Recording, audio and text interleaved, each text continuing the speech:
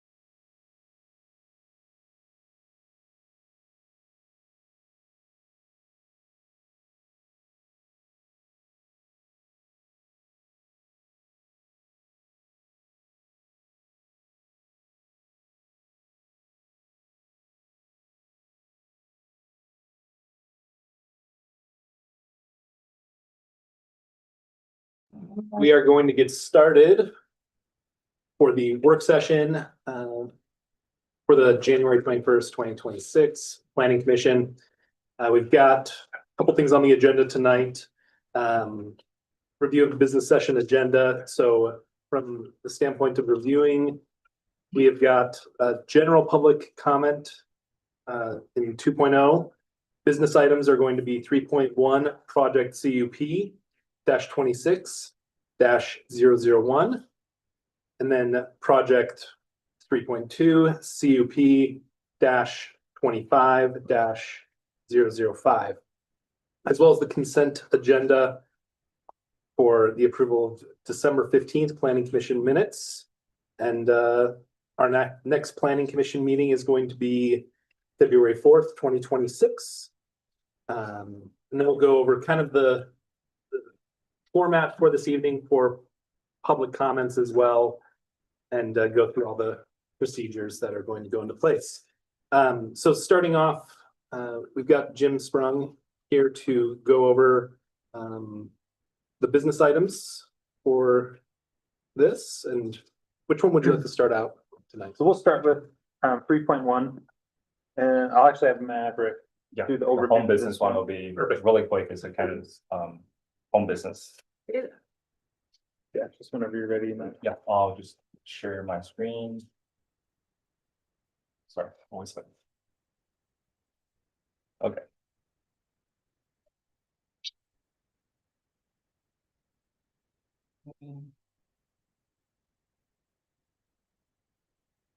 Okay. So this is the project number is a CUP-26-001, and the action request is the conditional use approval to operate a home business with a client. And the applicant is Mei-Ling Rowe, and the property project address 2137 Dorita Way. And the property zoning is R1A, single family residential. So the applicant requests approval to non-medical cosmetic service, include cosmetic teeth whitening, use over-counter products, and cosmetic tooth germs and service within their existing home. The business owner meet with the client Tuesday to Saturday between 10 a.m. and 6 p.m. strictly by appointments only.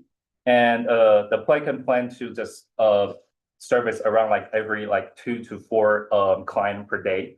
And with appointments, so the applicant can control when is a customer's arrive and departure, so they can control the traffic and the parking. So not gonna create any a crazy traffic issue. And the proposed use is low impact and is not expected to generate a noise or any a traffic beyond typical resident activity. Only one client vehicle is expected on site at the given time. So, and no retail sale and no commercial deliver or structures modification to the residents to our proposed. So the picture, you guys can see two picture. On the left side is kind of like a floor plan, and the applicant mark it like a pink area as the office, and the first floor is the area they're gonna do for their like tea service, and the bathroom by the pink is their client can use it. And the other side picture is like a real picture they share their workshops pictures. And the next slide is the view from the home and the driveway from the street. And the other side can see like is the parking plan that applicant that provided. You can see the red triangle area is the client parking area. They have a pretty wide driveway, so the applicant decided to use this triangle area for the customer parking. And because she only services like a 2 to 4 customers per day and by appointments only, so she can easily control when cars arrive and leave. So it's no traffic jam. And the green line is the cars in and orange is car out. And since we sent out the public notice, we only received one public comment, and those comment are forwarded to the planning commissions. Staff analyzed the property is located in the R1A single family residential zone district, and the home occupation with the client are allowed as a conditional use in the R1A zone by the city code 19.26.030.e. And the proposed use is an appointments only owner operated home occupation to provide a non-medical cosmetic service with the within the exceeding residence. The business will operate entirely indoor and will not include any like a signage, retail activity, or outdoor use. Staff find the use to the essentials and secondary to the primary residence use and consist with the intents of the zone, such as the complying with the conditional approval. And so staff recommended like approval of this project with following condition include like the applicant need to obtain the values Colorado High business license. And all the client parking should be filed, only allow the off-street, like the parking plan that applicant share. And the home occupations hours should be followed the narrative that applicant to provide like a 10 to 6 and appointments only. And the business should be limits on non-medical cosmetic service only, like the narrative described. And the home occupation should be owner operated with no additional employee and should remain declared essential and secondary to the resident use of the property. And no signage, no outdoor activity, retail display, or any like things. If they try to make any changes, they need to submit a new another like revision plans. And any expansion or change to the scope of the business, like what I say, they need to submit and include even the parking change or the customer service. They need to provide the new revised plan and get planning commission review and approve again. And then number 9 is especially for this case, we review the case, and because the city staff, we are not sure for this kind of like non-medical tea service need any like a specific license or not. So we recommend that before city issue the license, the applicant should be provided document any like require license by the health department or the state license departments. They can check with them. Even if they don't need a license, they need to provide the kind of like a writing document to show, oh, they already checked with those department and they are not required those kind of license. Before we receive those kind of writing official letter, we're not going to issue the business license, even if meet other required. We will double check with the health department or other license. Yep. So I have a question. Yeah. How many folks every day? You said 2 to 3? 2 to 4. Yeah. Is there any requirement that she adhere to that, or business goes really well? Is it a problem if she has 10? Or is there a point where we have? So when she applied it, we talked to her about, okay, this is, we asked her like, oh, how many clients using you can serve right now? Just because she's the only one do this business. So I think the maximum she can do is just like 2 to 4. So we're not even like, oh, we're gonna put this number since you put on your narrative. If your business doing very well, you try to increase in the future, this will be required for another like revision reviews, those kind of things. So now she only decided just like 2 to 4. She's the only one do all the service. And I don't have a problem with it. I just wonder if the neighbors, if she's doing 10 a day or something, if that would be an issue. Was that? I don't know what the threshold would be. Was that included on conditions? Yeah, let me see. I don't believe the number, Yeah. Yeah. If you look at three, it says it's described in the written, it's written materials in the official project file. I don't know if that picks it up or not. You could add language to say, Sure, yeah. you know, limiting. Two to five- four. Five clients or Yeah. 4 clients per day. Yeah. I can add that to the condition 3 to like limits a specific, like 2 to 4, Yeah. or like no more than 4, so. I mean, I don't really care. I just wonder if the neighbors would have a concern about that. We haven't heard much from the neighbors, so I mean, it increases the traffic. it could. So, I mean, if you're doing 4 an hour, 10 to 6, Yeah, for a day, yeah. Well, I'm just saying if for an hour would be. capacity wise, you know, that could be potential, but they under, what is it, 5? There's no possibility of having an additional employee, which is great. Right. So I mean, if you're working hard, you know, you could maximize that. Another option is just to say that you can't have more than 1 client at a time. Just because there's 1 parking space, and I think that was in the application. Yeah, as the well. narrative, the applicant never clear, say, he would, she would just like, oh, not gonna like, oh, hour in an hour, they're gonna wait for like, oh, another 30 minutes or not an hour, so. There's no customer gonna arrive or leave at the same time and cause like a traffic problem in the driveway or this, or that community. So she said she would clear like management, like the timing when the customer departs and arrive. How long are the procedures? She didn't mention that during the application, and we haven't asked that parts. I think depending on how many service they do, because they do like lighting and also like doing clean. So that probably like, I guess probably like around an hour, just like most of the different service, but You could ask tonight. I can, The outline. yeah.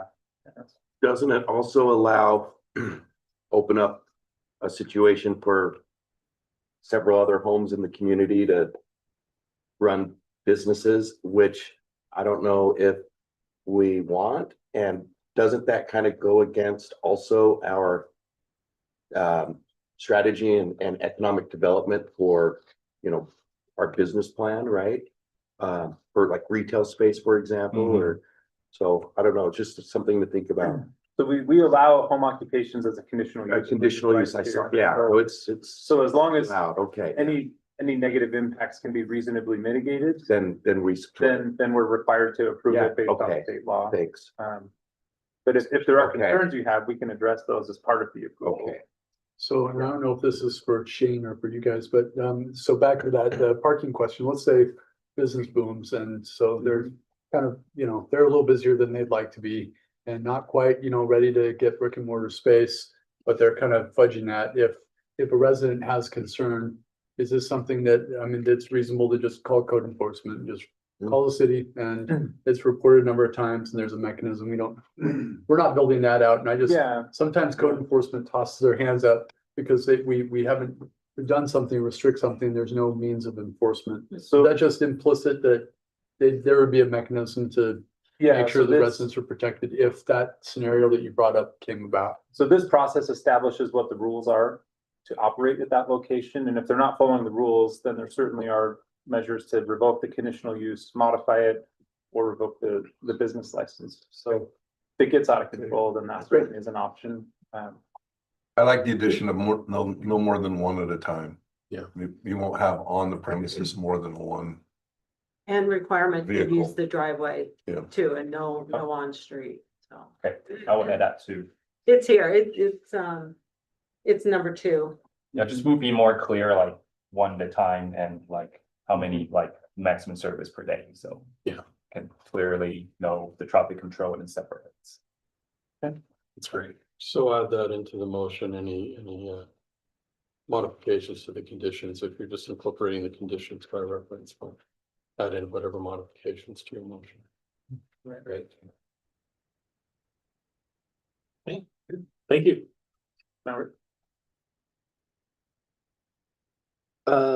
Moving on, project CUP 25 presented by Jim Sprung. Yes, so. And I'll just keep this pretty high level in this meeting, just so we can, you know, have a more thorough discussion in the chambers, but. Sorry.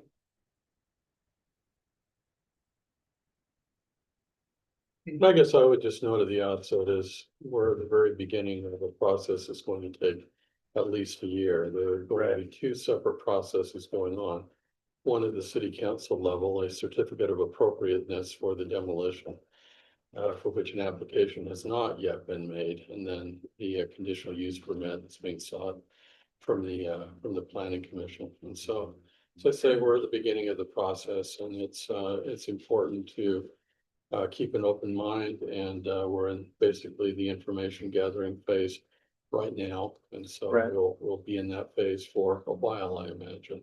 Yeah. And some information may be coming in, some information that's important to the commission may be coming in via the other track through the city council. So anyway, I just encourage you to do as Jim said, keep it kind of high level. Let's talk about what the legal requirements are, what generally the process will be going forward, and there you go. Yeah, so, and I'll get more into the presentation out in the council chambers, but the request is a conditional use permit application to demolish the old mill structure on Big Cottonwood Canyon Road. See the image there. So the recommendation for tonight, as Shane alluded to, is it's just a discussion item. We're not taking action. We actually can't take action tonight based on what the code says. So here's kind of the general outline. So we'll introduce the application to you all, review what your authority is with this request. The applicant is here and they'll present any information that they have, and then you also have the opportunity to ask questions of the applicant. We'll conduct the public hearing to allow the public to weigh in, and then really tonight we're just seeking from you, next steps. As Shane mentioned, our city ordinance, you can see it at the bottom there, requires a 1-year waiting period before you can act on the conditional use. So I feel it's wise to use that 1 year, so until next January, to collect information, to answer questions you all have. We'll do a more in-depth review of an analysis of the code language, the materials that were submitted. Staff can review that to see if it conforms with what we think would comply. But with that said, there's no real outline or structure in the code that says we have to meet so many times or so frequently, hold another public hearing at some point in time. So those are things we can discuss in the meeting, is what would be most helpful for you all to make an informed decision in a year. So that's really what we'll focus on tonight. Images of the I have a, structure. excuse me, I have a. Yeah, question, sure. Please. Why is it gonna take us a year to decide? Is there, It's under the- is it that complex? Under the ordinance, it requires a year. Is it required or an option? It's required. It's required. A year waiting period to assure that there's going to be time to gather information Okay. and make a considered decision. Yeah. Okay, good, thank you. People Um, have some input. Public input. So let me just run through this here. So again, as Shane alluded to, there's a 2-step process here for really the demolition of the project. Turn on my little laser. So because the structure is designated as a historical site, it triggers some additional review criteria. So in the code, it says that a certificate of appropriateness is required, and that's issued for the city council. And there's a procedure there that the council will follow to determine if they meet those criteria. This application tonight is for the conditional use permit, and that's the planning commission's purview to review and either approve or deny the conditional use. And there's specific criteria in the code that outlines how we review and what we review as part of the conditional use request.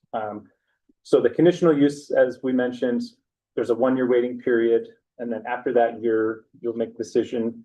And then at that time, the applicant can apply for the certificate of appropriateness with the council. And the code says that the council has 4 months to make a decision from the time that they have a complete application. Can you confirm what you said there? They cannot apply for the certificate of appropriateness until they have received the conditional use permit? They maybe could. The issue is that once they apply for the certificate of appropriateness, the council has to make a decision within 4 months. But the council can't make a decision until after the CUP is decided. So I guess in theory, they could apply later this year to try to line up the 4 months. We would advise them to just wait until you all have made your decision so that we can take everything that you've all reviewed to the council and that they can review everything as a whole rather than, it just gets really tricky when you have parallel reviews for the same thing that different bodies are looking at. So Could you go into the history? I believe we met last January on either was a review or potentially a application by this applicant. Do you have details about what that was? I don't, Share with the just, rest of the council. it wasn't submitted as part of this request, so I could look for it, but I do believe there was a variance request to waive the 12-month waiting period that went to the appeals officer, but that was denied. But beyond that, I don't really have any other information. So, so let me just run through this real quick. So here again is that section. So this is relative to this historic structures. But basically just saying the planning commission shall not approve the conditional use, until the following conditions have been met. Meets the requirements of the conditional use chapter, requirements of the base zone, and then it's been pending before the planning commission for at least a year. And this was all included in the staff report.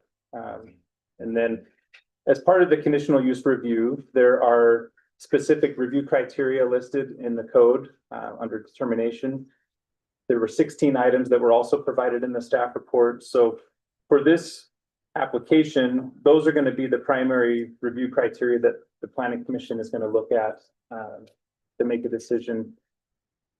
The commission can also refer to the historic preservation section of 19.86 in the code. Because one of the conditions or one of the review criteria generally says, let's see, the use will comply with the intent, spirit, and regulations of this title, meaning the entire code, and will be compatible with and implement the planning goals and objectives of the city. So again, we've got a year to sort this out. So at this time, we don't really have any recommendations for you other than just to look at what's been submitted and, really make a game plan for what you think would be the best path forward over the next 12 months. That sounds like the building, if we go forward with the demolition, that would probably not happen until summer of 2027. At least a year for. So we you all have to a make year and decision, then it'd be and then the another council 4 would have months. no more than 4 months. And then at that point, they would have to submit permits to the building department for the demolition. I'm guessing they would have, EPA air quality permits to get. So there's still a few steps that would need to take place. So At what point do we put conditions on the CUP? when you make a motion after a year. So And you are can we talk able about to- conditions, during this next 12-month period, but we can't formally make a motion to approve or deny until that 12-month period is lapsed. So that's when you would actually make a motion with whatever conditions you have. And those are all things we can talk about over the next 12 months. We're not prepared right now to recommend any conditions or, like, as Shane mentioned, we're in a gathering data phase. So. And then here, this is our recommendation for tonight. So to continue the item to a future date. And again, as I alluded to before, it'd be helpful for the staff to know when and how often you want to meet to discuss the application. If there's additional information that you'd like, we can request that of the applicant and come back and present that information. So it's really up to you all as to what you think would be helpful. And if you need time to decide what that looks like, we can come back in a month or two and give you time to think about what you'd like to have. But we could meet, put this on every agenda for the next year. I mean, it's really up That's to what you all. that's what I was gonna suggest is that it stays as an item, given the complexity Yeah. of it Sure. and the importance of it, that it just be on every. And maybe it'll be a short discussion or something, Okay. but I think Yeah. it's important we keep it at forefront. And I think tonight we should establish a critical path of what that looks like. If we just have something standing on the agenda, we need to understand what milestones we need to hit over the 12 months and, better understand what data we need to collect to make that informed decision. So I think we could either establish that tonight or at, within the next quarter, just so we can ensure that we're focused on it. Okay. That's really all I have for you all, so I'll do a more in-depth version of kind of that same conversation we just had in the meeting, but I have a question. yeah. What event? Yeah. Took place to move this property into the current status requires the process that we're going to go through? Yeah, so the Is that when historic, it would achieve the historical designation? yeah, so it was designated as a historical site in the city's code. This is the section reference here. So when we adopted the historic preservation chapter, that was one of two structures in the city that was designated as a historic site. I'll tell you that it's been included on the list of historic structures since Title 19 was adopted in 2005 sometime. And if memory serves, it was on Salt Lake County's list of historic structures before the city's incorporation. So I think it's been recognized as a historic structure for a long time. And certainly for all of the city's existence, as long as, from the time that we were able to Yeah. make that designation. So that's the event that moved it into this required process. Okay. The drafting of that section of code at the time the city was incorporated. Yeah, and it was listed on the National Register of Historic Places in 1971. So, Does and that that's, have any jurisdiction or any bearing on us? Being a national historic site, I don't know the answer to that. I would like to know the answer to that. sure. And Yeah. and I'm just in precedent, I mean, to detail, let's play this out, and depending on how far it went, what that happened, what that means in the state of Utah. So there's also a state historic designation that we would want to look at as well, Jim. Sure. Yeah, and these are great questions. So this is all things that over the next year we can figure out and bring back to you guys so that you can all make an informed decision. So, write down or let me know of any questions or comments you have, or in the meetings that we have moving forward. If something comes to mind, like how the National Registry affects our review, if it does, then those are things we can research. So, Any seismic data that we have, it's unlikely that we'll have much for that area, but whatever seismic data from whatever year is available, and even seismic and adjacent structures or adjacent properties. Do what we do you know, mean by site? Like, So the seismic studies, I mean, they're overlapping in Cottonwood Heights because of the fault. There is, there's layered, and some of this is more accurate than others, but it's dated at different times, and depending, our standards now are much different than they were, but if there are overlays that will show the track of the fault lines in Cottonwood Heights. And if they haven't been looked at more recently, some are more accurate than others, but that was up in the North Gravel Pit, for example. We had to make some adjustments based on our current sleds ordinance and had to make some adaptations. So I just want to make sure that happened very late in the game. Let's do that at the beginning, because the implications for structures going on, that it also had implications as Dover Hill property. So yeah, so as long as we can create some reasonable justification, I guess typically we would require that for any new development, where this is an existing structure. I guess we could ask the applicant to provide that information. We would just need a reason as to how it would affect your decision with the conditional. some of it exists right now, though. My point is that some of it exists, and it's historical, obviously, and so its accuracy may be up for debate and discussion. But even as a jump off point, if there's a major fault that has been established as running right through the middle of it, we should know about that. Sure. and I think if you talk about the process, an application for a zone change or a development application would have to require that. Right. In this case, it's interesting to know if you discovered that there was a fault there, would that have any impact on a conditional use permit to tear the building down? I mean, maybe it would motivate you to do it more so, Sure. And I think to add to that, what studies have been done and who were they done by over the course of the last 30 years?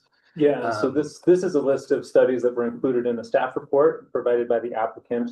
See the years and the party that conducted those. So those were all given to you as part of the staff report there. And we can ask the applicant this in the meeting, the business meeting, but if they have other studies, or I know they've mentioned that they have boxes of information, so it's really just discerning what would be helpful and what's relevant. Well, Do we know when the structure was condemned? do you know, Shane? I think it was the county that condemned it. In the I don't- 90s? I don't think the city has ever condemned it, so.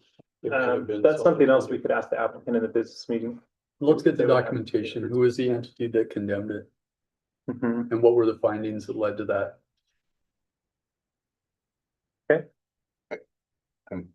Of interest to me, was that condemnation done previous to its addition to the city's code? Good question. Yeah.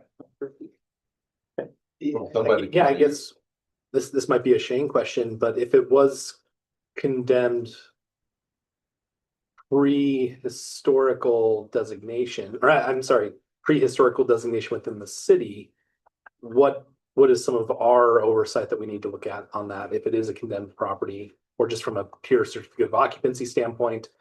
What do we have to be looking at to get this to get to a certificate of occupancy? That is a very good question, Chairman. I don't know the answer to that. I think that it's certainly going to affect the ability to occupy the structure, but I think that I'm aware of structures that have been condemned, but then you cure the problems and it becomes a habitable structure again. So we would have to look into that. Another thing I was going to mention is that this will be a question for the city council, but I assume that at some point in this process, the city's going to want to get its own expert study of the structure and what its condition is and whether it can be restored or not, and costs and things like that, similar to the ones that the applicant has provided. But that's going to come with budget impacts, and so the city council will need to make that decision. But I assume that that'll be on Jim's list, and he'll bring it up with the council at the appropriate time. So Get that underway. yeah, to add to that, I believe there was requirements in the historic ordinance that if they don't cure, deferred maintenance or safety of the building, I believe there was about a $500 fee per day in that curing. So have we been I don't. know the regulating answer to that? That's a question for code enforcement. I do not recall that happening. It would require, the $500 is Yeah, triggered triggered by a notice. By the notice. Correct. And so the question would be, has there ever been a notice issue? So that's something else for Jim to look at. Our code enforcement would be able to say that. I myself do not remember any discussion of this. So based on what I heard, it appears county condemned it. Is that the? We don't know That's what that I for sure, hear. but I think Okay. that's likely. Yeah. But do we know that the city did not? I don't recall the city ever condemning the structure or setting out citations for Okay, non-maintenance. if the county condemned it, would they still have any jurisdiction? No, it's in the city now, so it's a city issue, not a Sullivan Okay. County issue. When we can think more and talk in the public meeting, or this is a public meeting, but the business session, just so that everyone that comes can listen to the dialogue. So I've written a list of points that, things that we want to look into. I'm sure there will be several more, but just get your brains thinking about moving forward. So any other questions on just the procedure, what your role is tonight, what the expectation is? Yeah. I just wonder, do we have any liability for this structure if someone's on the grounds and gets injured by a falling piece of granite? I would defer to our city attorney, but being that it's private property, I don't know, Shane. Yeah, that is another question that's occurred to me. If the city won't let an owner tear down a structure That's unsafe. that's unsafe, why then I wonder if that might raise that sort of issue.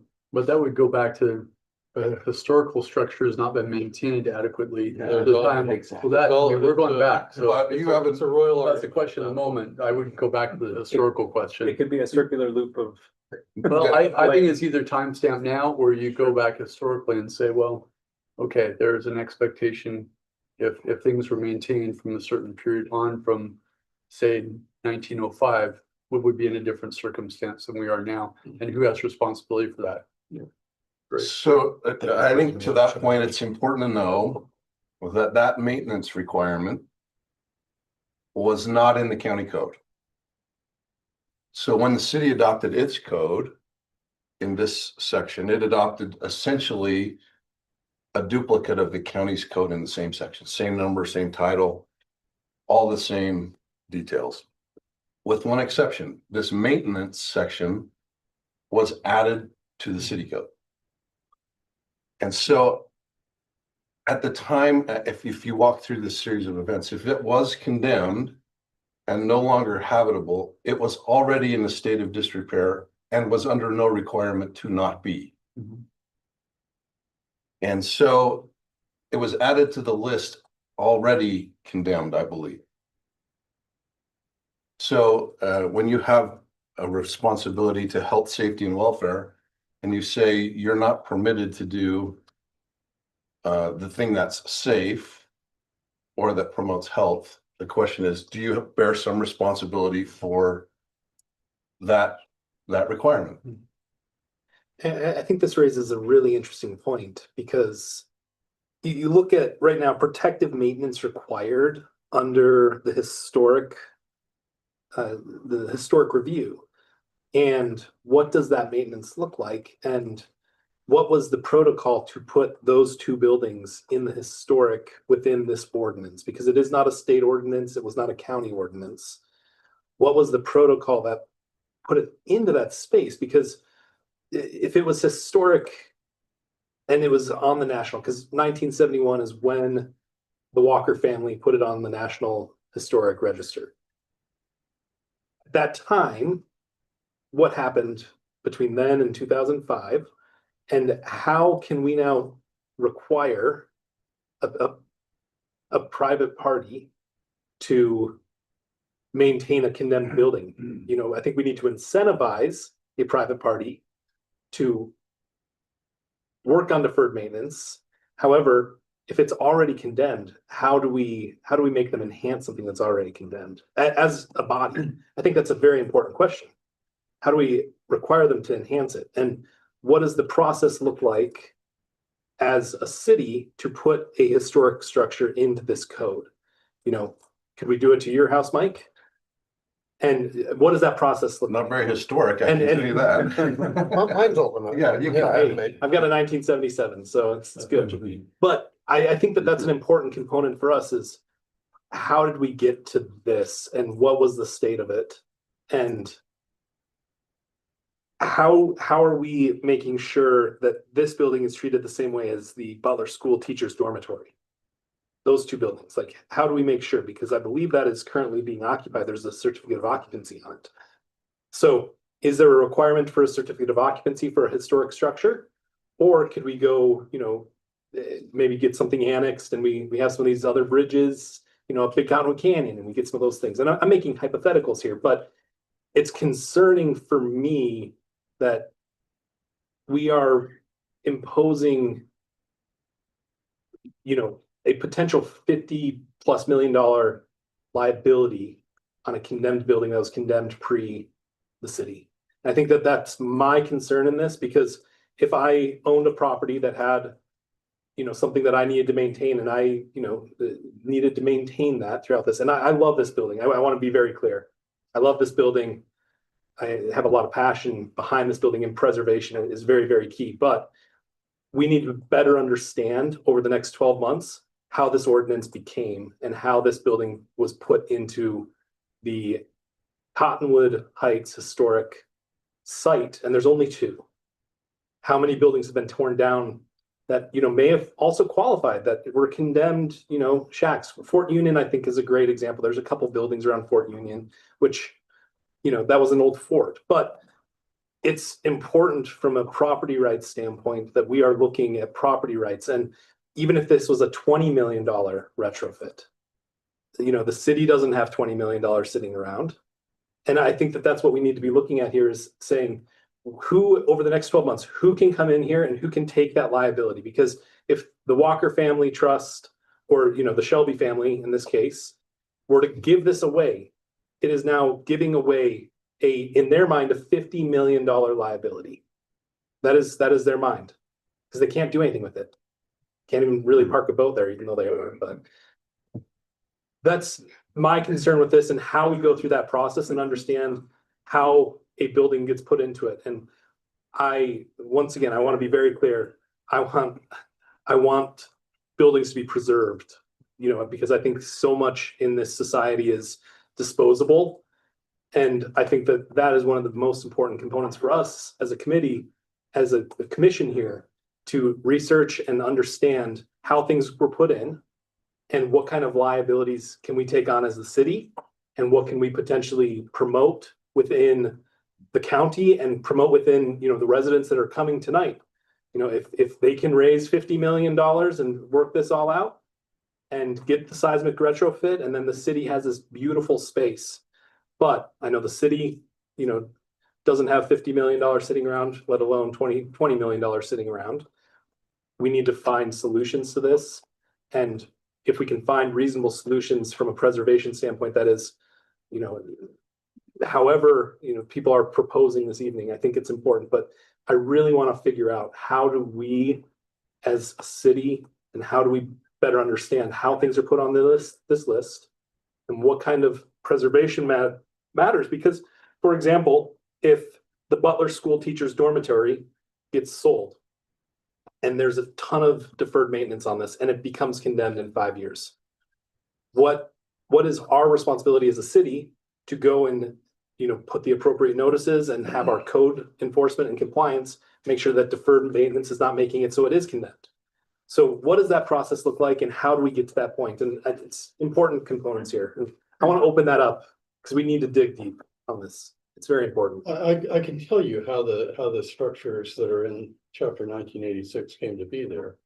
And it's because they were in the Salt Lake County Code. When the city was formed, the city council's directions to me were to draft the zoning ordinances to mimic the Salt Lake County ordinances as closely as possible, because they did not want to have a big shift just in land use obligations, rights or obligations, just because of the incorporation. And so that's where it came from.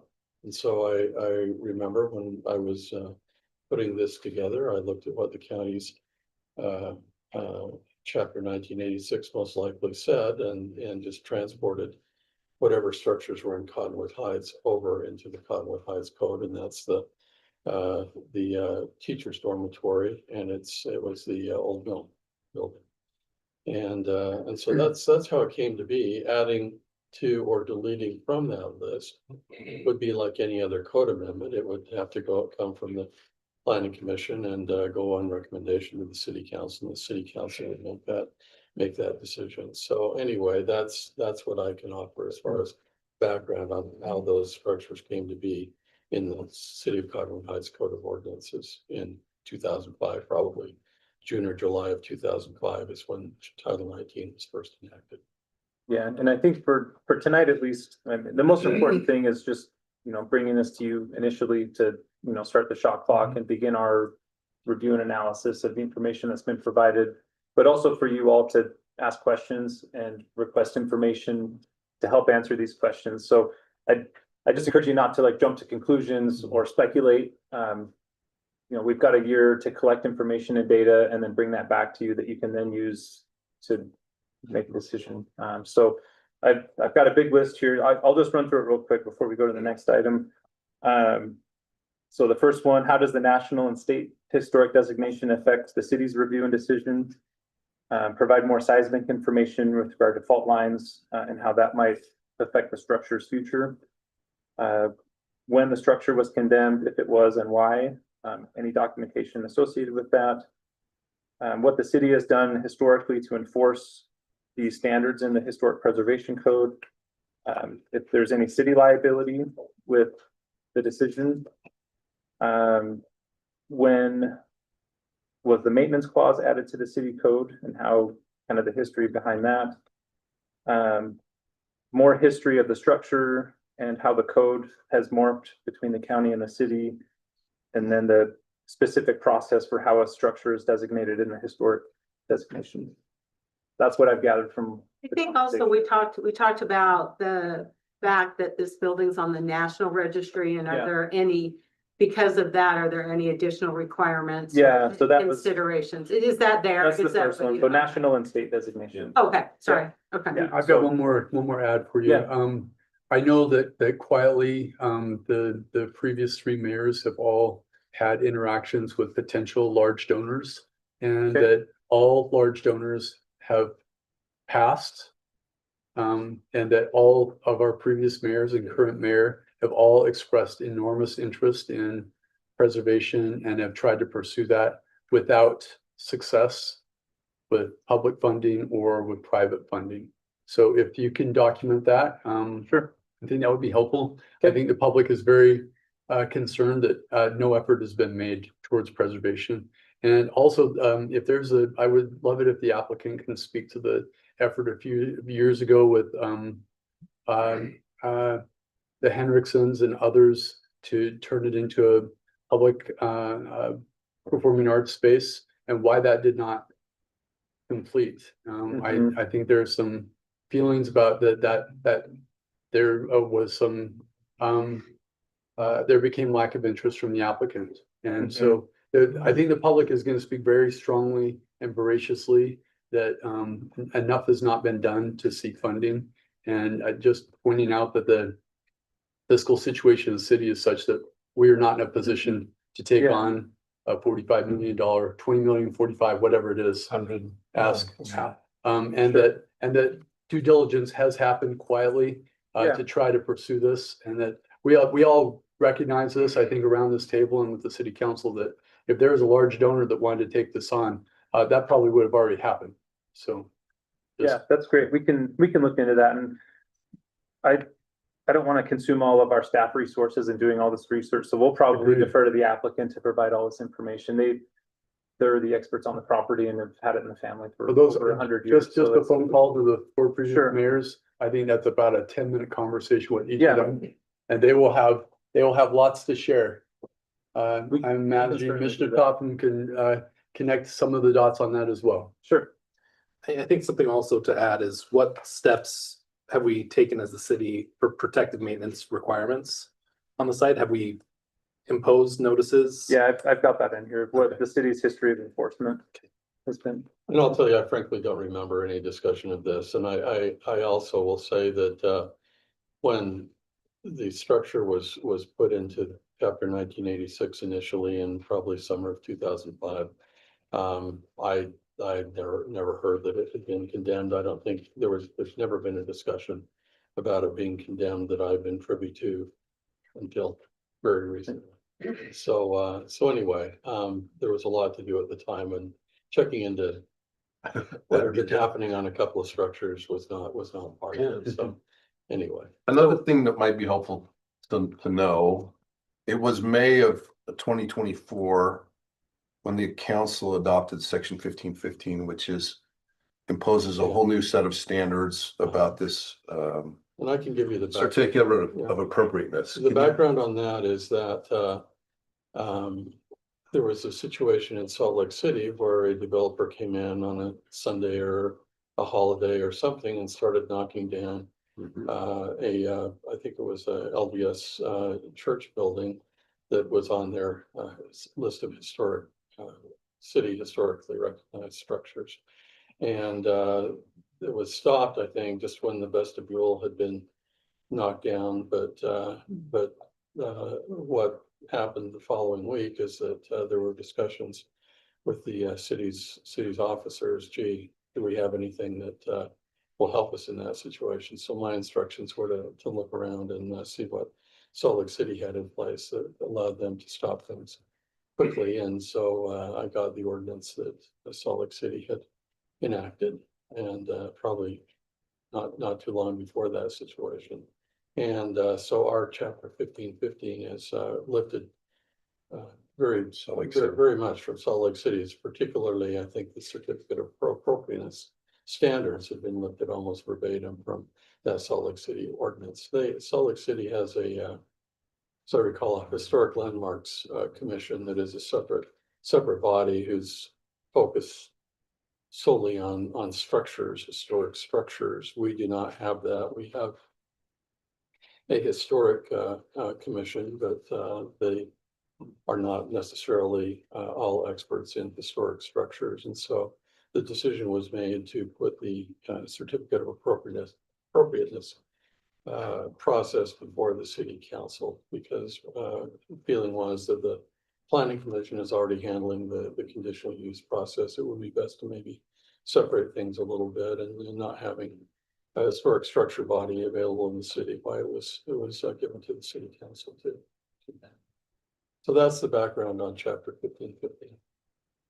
We've never had occasion to use it since then.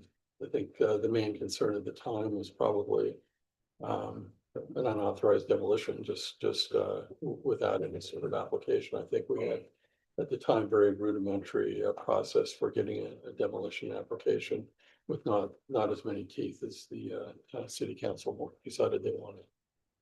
What is the legal process of condemning a property look like? Well, I don't recall that we have ever done that. I think it's going to involve the building official and somebody bringing the issue up that the structure isn't safe. And I don't know whether that would be law enforcement or the building department or who it would be. But then I think there would be a process for it to go through to analyze the structure. We have the ability to go on to properties and do some inspections when there are situations like that. And then ultimately, I think the decision would be made whether a condemnation order, or I mean a decision that it's a condemned structure should be issued or not. But again, in the history of the city, I don't remember a structure ever being condemned. So on record right now, the building is not condemned. It is. I don't. That's something we're gonna look at. So I don't know. The condemnation, what I'm hearing, occurred in Salt Lake County. I wasn't aware that had happened, and so I don't know if the building department or planning and economic development knew that. I don't know whether we received some sort of file on the structure from Salt Lake County when the city was formed. I don't know whether it is. So Jim will. That's on our list of things to research. Right. So we don't know. We've got one more item on the work session agenda, unless you guys have other. Perfect. Yeah, then we've got consent agenda for December 15th, 2025. Planning commission minutes. Have you guys had time to? There's 2.0 under the work The session. work session. Oh, I'm sorry. 2.0. Oh, general public comment? Oh, use table update. I'm sorry. Yes. No, that's all good.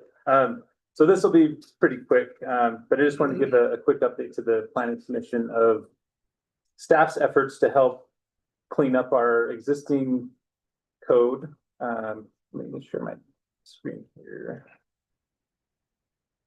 So just a little history and context. Before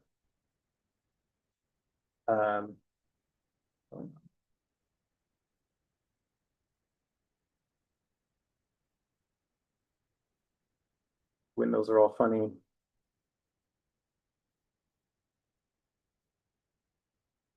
So before coming to Cottonwood Heights, I spent a few years doing consulting work, updating city and county land use codes. In Denver, it was a firm called Clarion Associates, and it was actually really fun work. Cities and counties would hire the firm to essentially rewrite their entire zoning code, clean it up. It was generally the first time a code has ever been updated from, the 50s or 60s or 80s.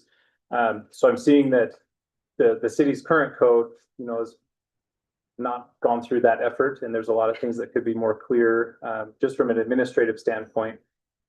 So here is our online code. I could just show you a quick example. So for each zoning district, there's a list of permitted uses and conditional uses. It's a little strange that in our neighborhood commercial zone, there are no permitted uses, Really strange. which creates a really big administrative burden for us, because any business license that comes in, a convenience store, a grocery store, a small retail store, all of these require a conditional use review, which is expensive for the applicant. It takes a long time. It's very burdensome on the staff. So we're going through all of the use standards for all the zones.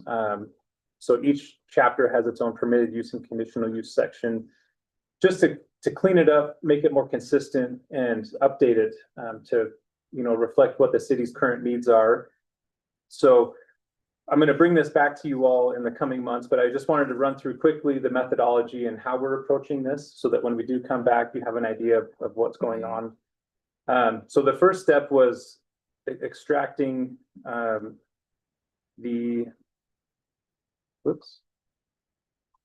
I'm having to switch back and forth here. So extracting all the information from our current code into a table here. So this is alphabetically all the uses that are listed in all the zones. And you can see a lot of different ways that things are named. So there's 6 different ways accessory buildings are referred to. And then over here, it shows the zone district and then where they're allowed and what level of permission. So C is conditional, P is permitted. So this was the first cut at, extracting everything and putting it in one place. Here you can see convenience store has 5 different flavors. I'm not sure why, but that's how it's currently drafted. So we've done this, and then we categorize these into different categories. So residential uses, household living have all been reorganized into these groups. Anything with an X here is currently defined in the code. If there's no X, it means there's no definition of what that use means, which is also, sometimes concerning for us, because we get business license applications and we're not sure where to categorize it because there's no definition in the current code. So we've gone through and created these categories.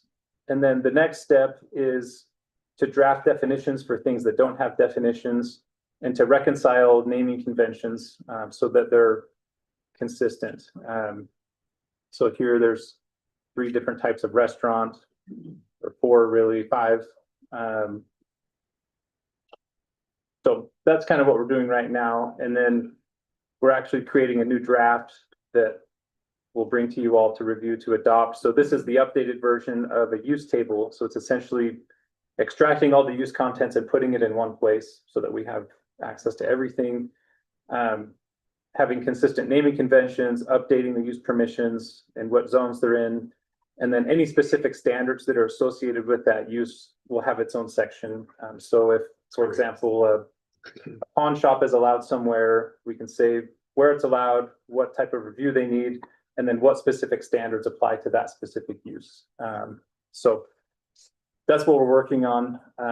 Awesome. It'll be super helpful for us, probably more than you all, but just so that it's on your radar, then in the coming months, we'll be bringing this to you in phases so that you can review what that looks like. I think as important as either of those things, it will be super helpful to the applicants. Yeah. Absolutely. Yeah, That is the biggest deal. it makes the code way more user-friendly and business-friendly, honestly, because we're having to grapple with, forcing people to go through a conditional use process for like a health office. And it's like, well, I don't know why we wouldn't allow a professional office in the office zone, but it's a conditional use. So, so just so it's on your radar that we'll be working on this and bring it back to you all.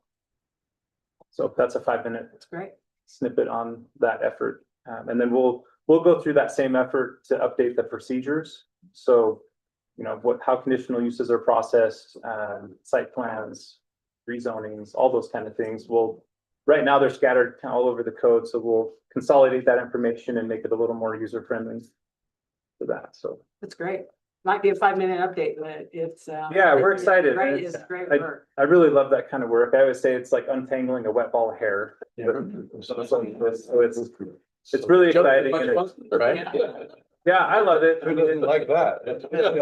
It was fun doing the consulting with other communities, because we're not unique here. I mean, everywhere across the country has old codes, and it's funny that the use types, I mean, we had like a haberdashery in one code that we worked on, and just stuff that was like land uses from the thirties that were never updated, so.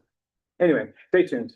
Thank you. Maybe we need a haberdash. Well, we've got 2 minutes until the business meeting. We just need to have a motion to adjourn. Motion to adjourn. Return.